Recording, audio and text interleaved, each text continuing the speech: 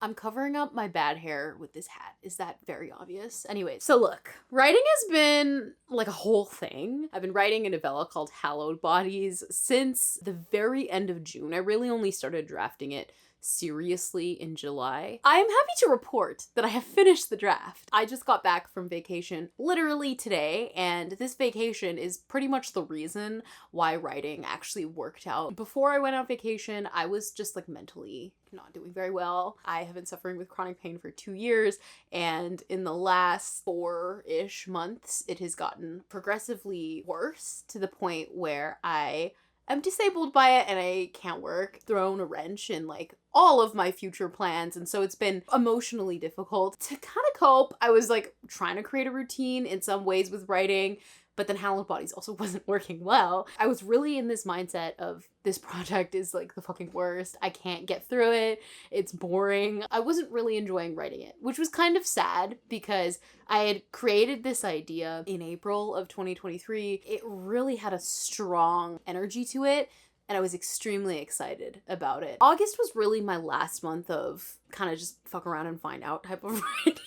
I was trying to have fun in August, but also balance routine. I did want to sort of finish up a couple of things this month. The number one was Hallowed Bodies, so let's talk about it. I wrote 10,500 words of Hallowed Bodies in one single month. I don't think that the big dealation of it all is clear. This is such a big deal for me because back when I was writing Seventh Virtue, like the stupidest written book in the entire world, I mean, I love it, like in a good way, but still, I would say it was a fantastic month if I hit 10,000 words. Hallowed Bodies was so hard to write. To actually have Hallowed Bodies where like the writing is like a real labor intensive, like in comparison to Seventh Virtue, to write that much in 1 month, like it blew my mind.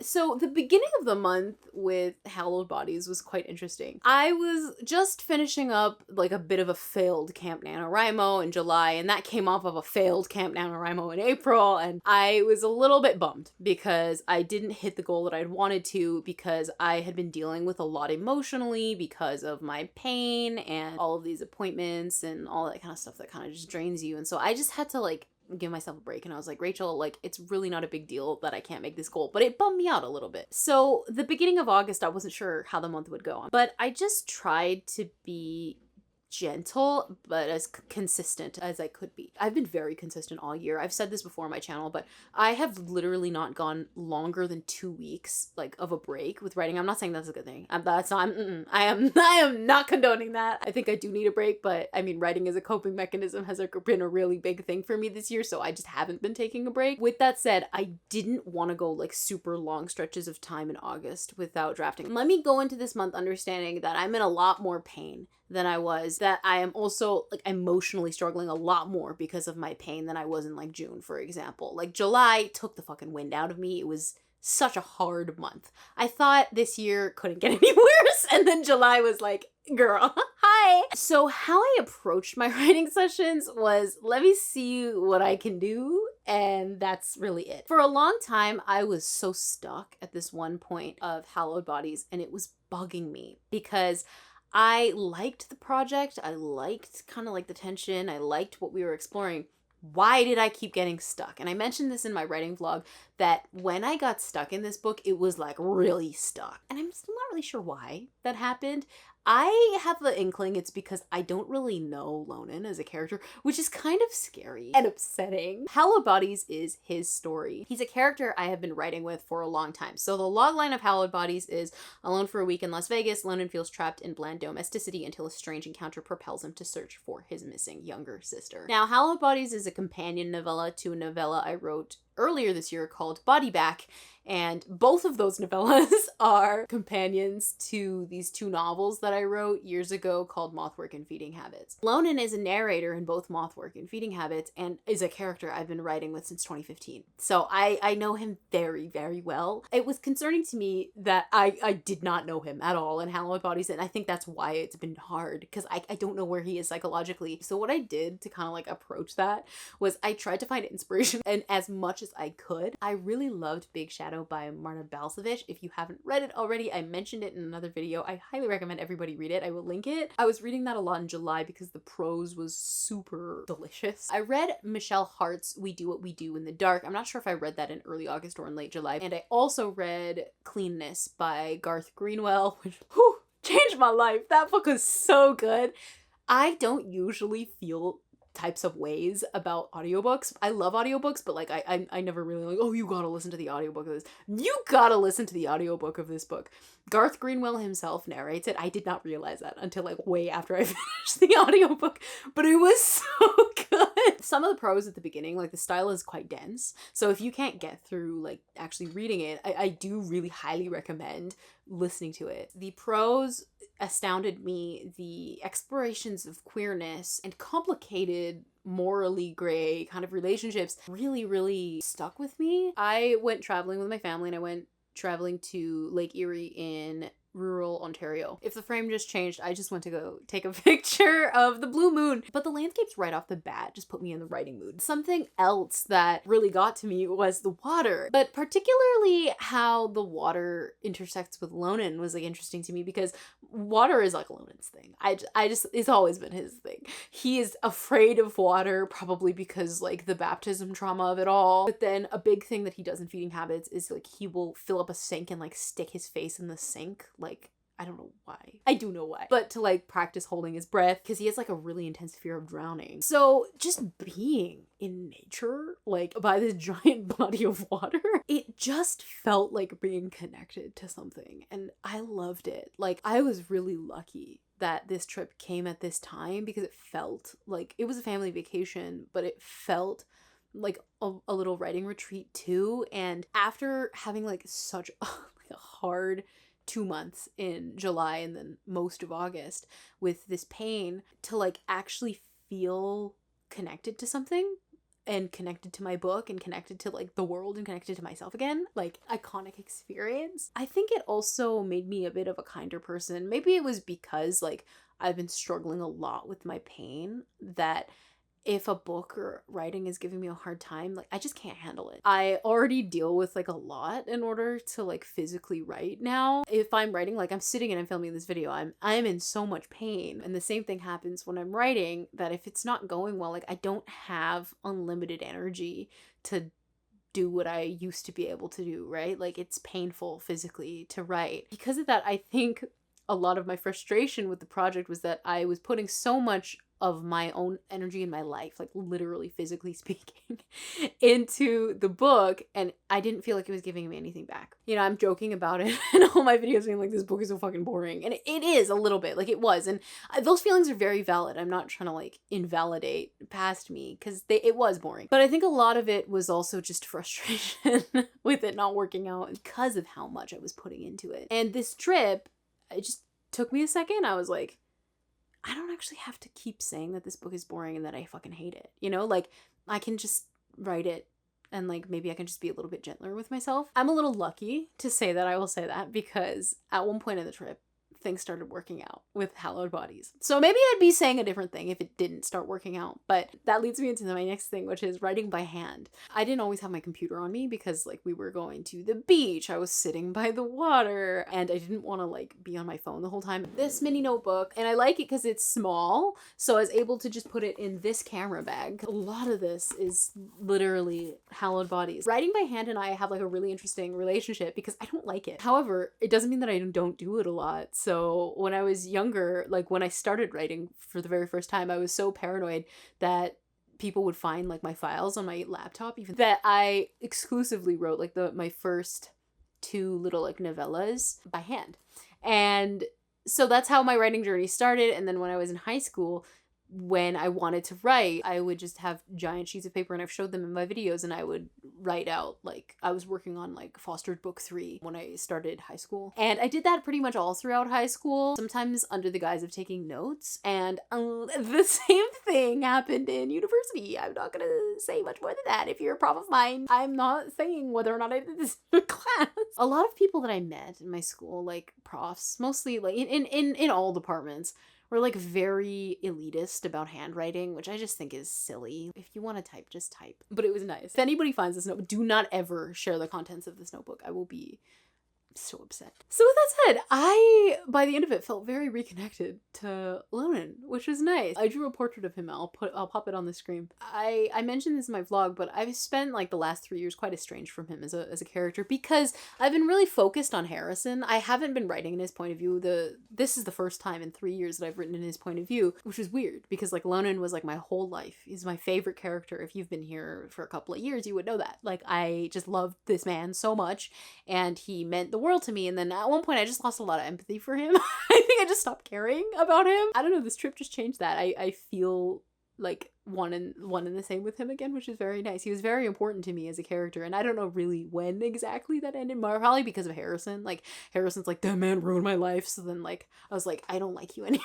So the plans going forward with Hallowed Bodies, it is 16,500 words, so it was only supposed to be 10,000, so it's quite a bit over. I'm gonna let it rest for a really long time. I don't want to jump into revisions too quickly with this project, and I don't need to. Like, I'm not publishing this. Like, this is how I feel with Feeding Habits. I don't want to reread it and know that I'm not gonna like it. Like, I just want to give myself a little bit of time. I do have like some very poetic revision notes, like haunt the narrative more. I haven't looked forward to a project in revision in a long time. When I was in writing school, some people had the ideology that you have to basically like destroy your writing in order to like revise it. And I just hate that so much. Like I already felt so negatively about Hallowed Bodies for a while that I don't want to go into revising it with that negative energy. Like some people like that and that's totally up to you. But for me, it's just not productive to like go into a revising session being like, I'm gonna destroy everything I wrote here. I'm like, no, when I revise, I want to emphasize, I want to beautify, I want to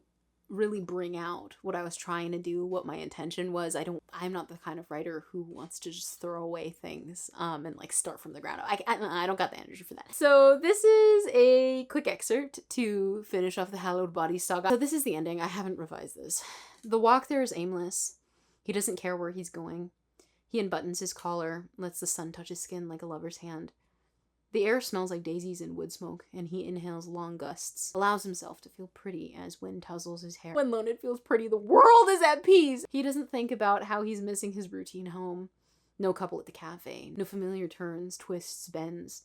He's walking on the side of the road, skipping back up to the sidewalk, then back to the road, walking up people's driveways, cutting across lawns. When he arrives at the payphone, he unfolds the number the man left from his back pocket. He leans against the foggy glass. In a week, he and Reeve could sit knee to knee in a park, sharing a salami sandwich and brainstorming words to describe the sunset. Coral, crimson, peach pink, persimmon. They could go sightseeing in New York City, a dream Reeves had since she was a little girl, both of them wearing foam Lady Liberty crowns and I Heart New York t-shirts. They could fall asleep on some couch watching The Price is Right, her hand in his popcorn, his head on her shoulder. The room quiet at last. Lonan takes a deep breath. He lifts the receiver to his ear, then slots in 25 cents. In a week, he and his sister could walk along Fifth Avenue, hunt for apartments along the Hudson River, hug for a long time in Central Park because they're back together, the way they're meant to be, two links on the same chain. He dials the number. In a week, he'll tell his sister about the man, about his dream, about Harrison. In a few seconds, he'll hear her voice. He smiles at the possibilities, talks through midnight. A shared rhubarb pie. He clutches the phone tighter, the sun dipping well below the horizon. The line rings out. That's how it ends. The plot, like, makes it seem like it's really gonna be about, like, Reeve and Lonan, but, like, it really wasn't. It was really just about Lonan. Like, and a lot of it I realized toward the end, it's about him feeling like a bad son, and him feeling like a bad brother, and him feeling like a bad lover. Because it's all over the place, I kind of had to lean into that. Like, I tried to go with, like, the whims of the narrative. But with that said, I was so sad when I finished this draft, because I don't know, I think I got to know Lonan in a very different way. The book is really quiet. He doesn't really say much. And also, like, this is the first project of Lonan's that I've written him, like, purposefully as autistic. I actually didn't realize that Lonan was autistic for, like, a really long time. It was only when I got my diagnosis back in 2021. One day I was just kind of sitting back and I was like, one of the first things I thought was, like, if I'm autistic, then Lonen's probably autistic, because like I'd always said like we're very similar, like in the way we react to things, the way we interact with people. And then I kind of like brushed the thought away because I was like, whatever, like I don't really need to worry about that.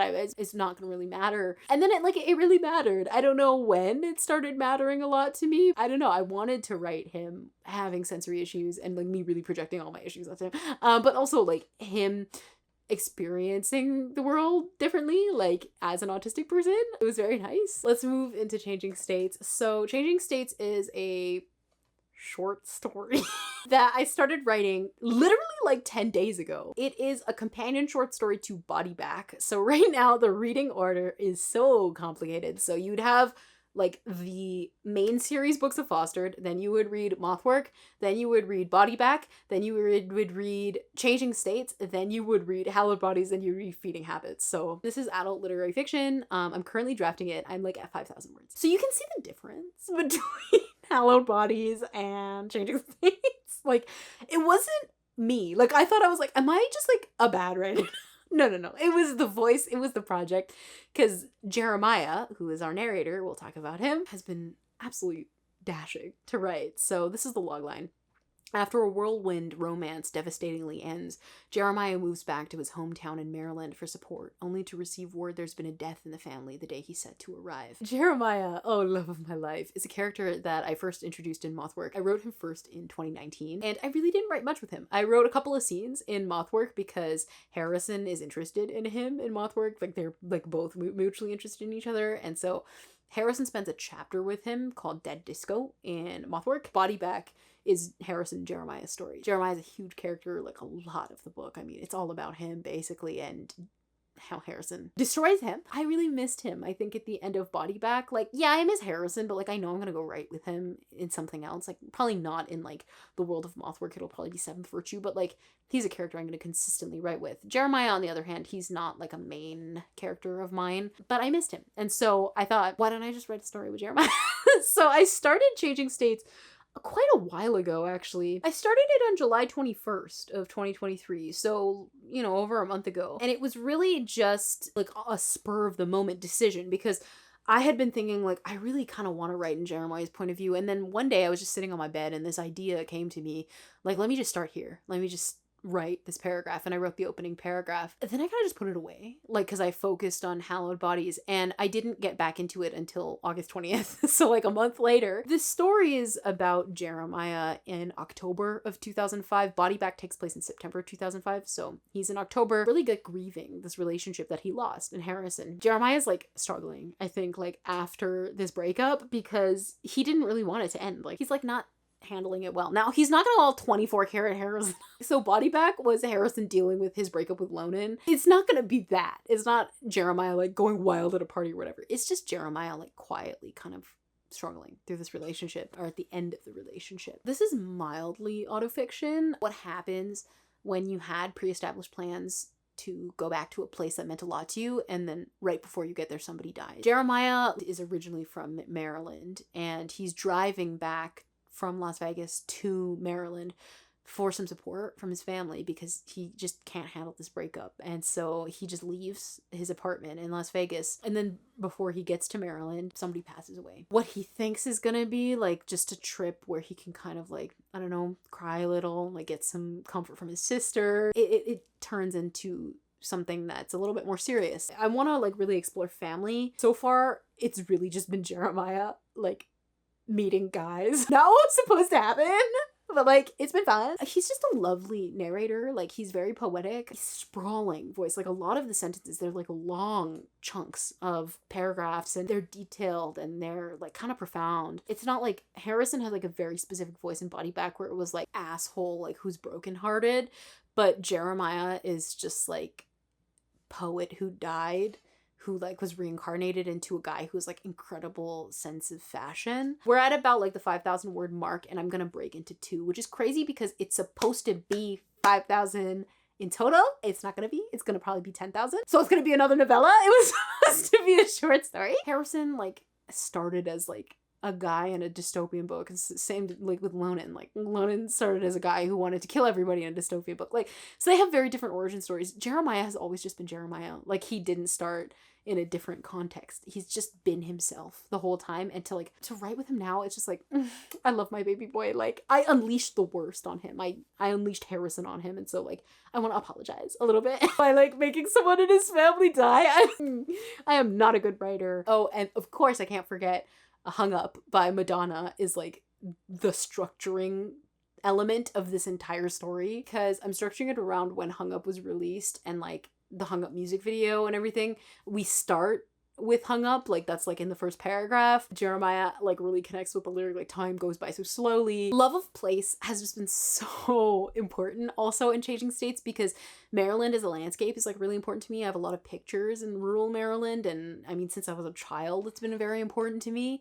And so thinking about how I bring my personal experience into Jeremiah's experience of, like, growing up in Maryland has been a lot of fun. Like, I really love, like, kind of melding those two ideas. Now let's read a quick excerpt before my camera dies. Jeremiah, on his drive, starts thinking about Harrison. He's plagued by visions of Harrison. And he doesn't really like it, but he's succumbing to it. For the next 2 days, he drives in silence. He regrets not pacing out his listens of faith, and also regrets not bringing another CD. He mourns that he won't be able to buy a copy of Madonna's Confessions on a Dance Floor until November. Every time he turns on the radio, it seems to be tuned solely to ads. He tries distracting himself by counting every silver car on the highway, but there are so many it becomes an impossible task after a minute. He tries instead to list an animal for every letter of the alphabet, but consistently gets stuck at N. He tries singing his scales like his mother used to get him to bed as a child, but he's not a great singer, not to his own ears at least. He tries listening to two men debate lawnmowers on some late-night radio show, but their voices are gruff and nauseating. By the end of it, he's so tired, it's easy for the images to find him again. He resists them at first, but after a while, this becomes impossible. A man, soft in dawn light. A man breaking an egg yolk for the 4th time at breakfast. A man carving a thumb up the almost invisible scar on his left shoulder like he knew Jeremiah's body as a sculptor knows clay, not needing to see the slightest mark to know it's there. Camera is dying, so that's gonna be it for this update. I will talk to you guys soon. What are you guys working on? Let me know in the comments. What do you think about the project? Let's chat in the comments. I will see you guys later. Bye!